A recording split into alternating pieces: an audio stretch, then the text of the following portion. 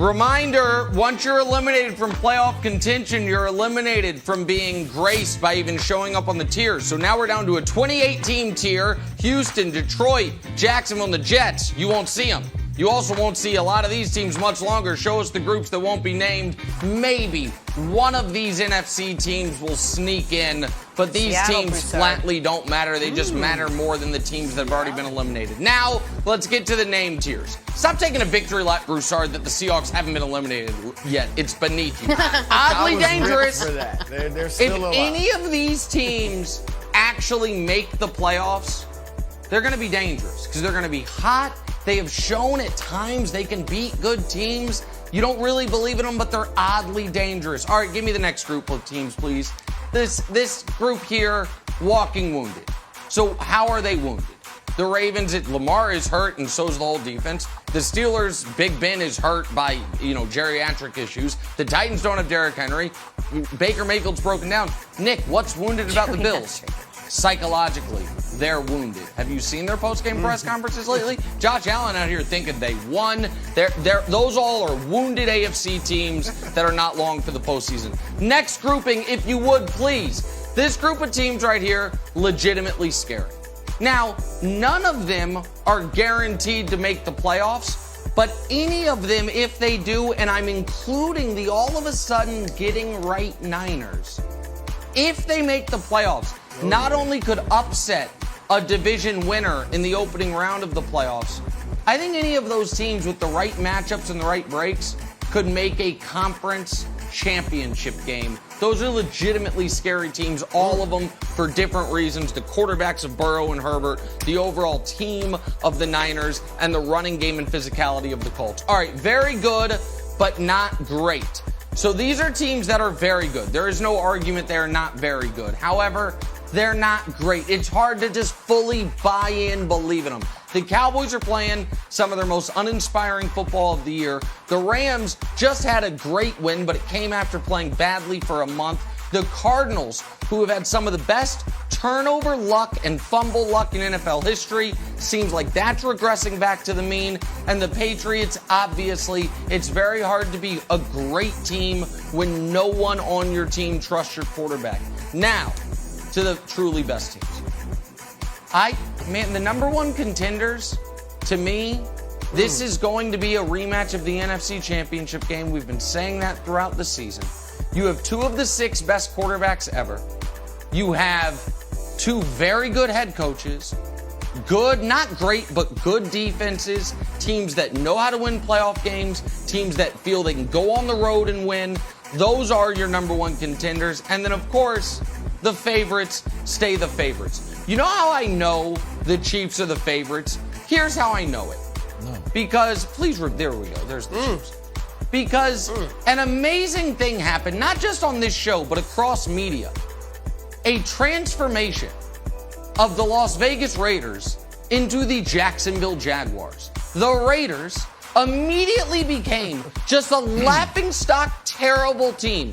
As if we hadn't just seen in the most watched football game since the Super Bowl on Thanksgiving, the Raiders beat the Cowboys and hanging 36 on them. We all saw it. 30 million people watched it.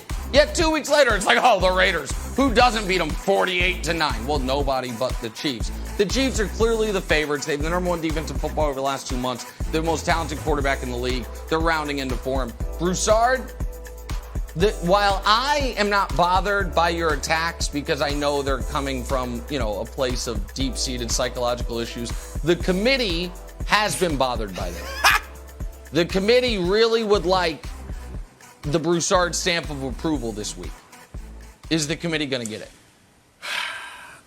Well, here's what I'm going to say to the committee, Nick. You're welcome. You're welcome. All right? Because this is some of your best work. And the reason I'm saying you're welcome is because you responded correctly, committee, to my threat. You remember last week, I made a serious threat. People thought I was joking. I think Nick may have thought I was joking. I was dead serious. I wanted an investigation of the committee.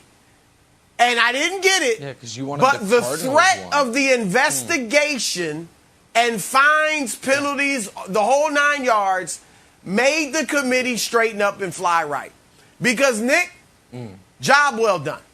I don't know how much you had to do with it or if the committee overruled you like they usually do, but job well done. And the categories are great. All right, you took it off the screen, but oddly dangerous, I agree. I'm not so much worried about Miami, but Denver and Minnesota, they are oddly dangerous. For all their flaws, they're pretty good teams that can pull off upsets. Legitimately scary, especially Indianapolis and San Francisco. Obviously, the other two teams, Bengals and the Chargers, have high ceilings, but they're up and down. Indy and San Fran, if healthy, could be scary. Very good. I do think the Rams possibly could jump to great, but right now that's fair. Very good, not great. My only beef is this. It's kind of minor, but I'm going to say it. I think there's a strong argument, Nick, for Green Bay to be the favorite rather than Kansas City.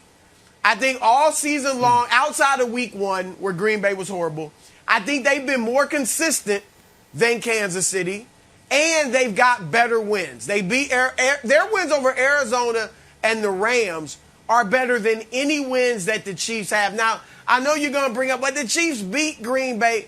Aaron Rodgers was hurt. I know you don't know that, but he didn't play. All right, not hurt, but out with COVID. He didn't play. All right, so I think there's a strong argument that you could, at the very least, Nick, put Green Bay alongside the Chiefs as the favorites because there's going to be 2 of them in the Super Bowl. So that is my main thing. And your argument about the Chiefs was okay, but here's where you went awry. You big upped the Raiders, right? Oh, they rolled over the Raiders. Everybody's poo-pooing it. The Raiders aren't in the top group of your tiers. That's the problem. You just praise the Raiders, and they're one of your bottom tier groups that's going to be out in a couple of weeks. So that was your misstep with the argument.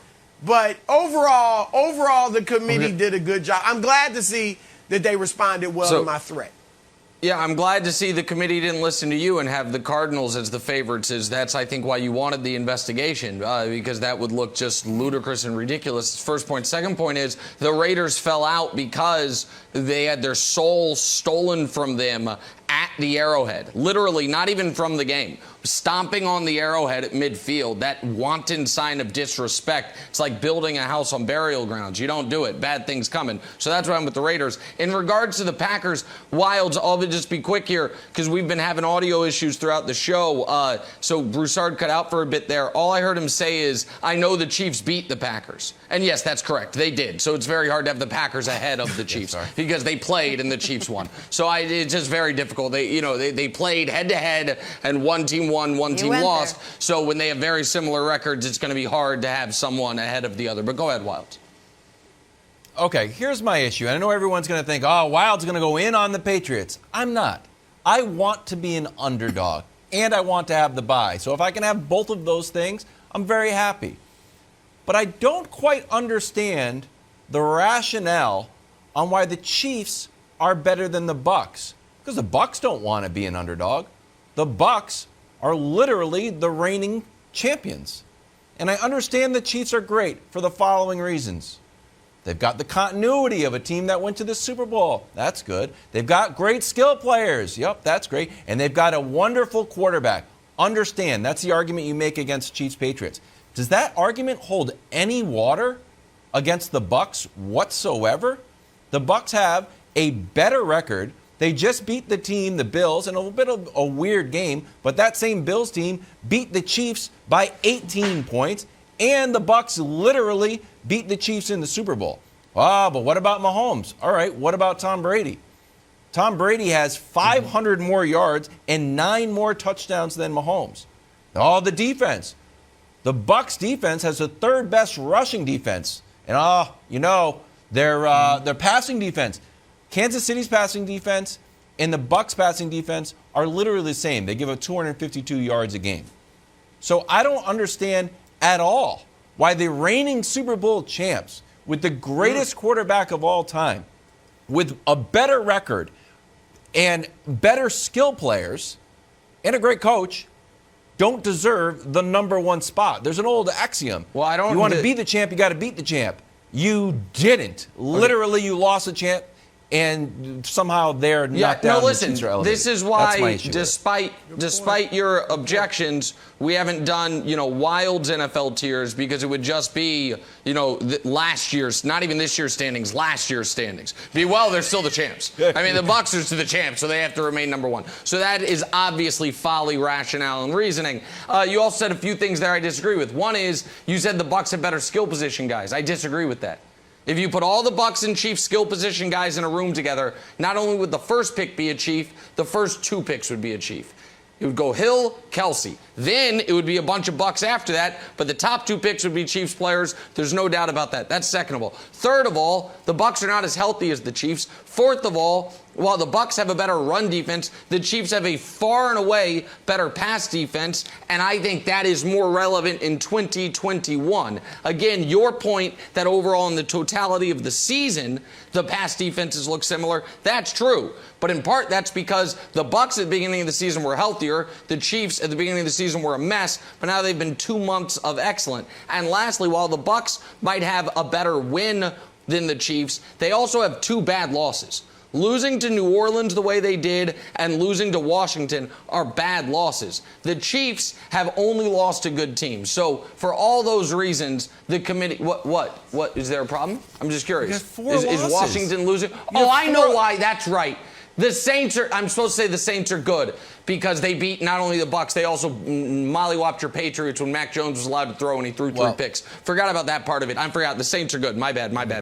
Thanks for watching. Subscribe here to get the latest from the show. Also, be sure to check out more of the best clips from First Things First, or go watch a few segments from our other shows on FS1.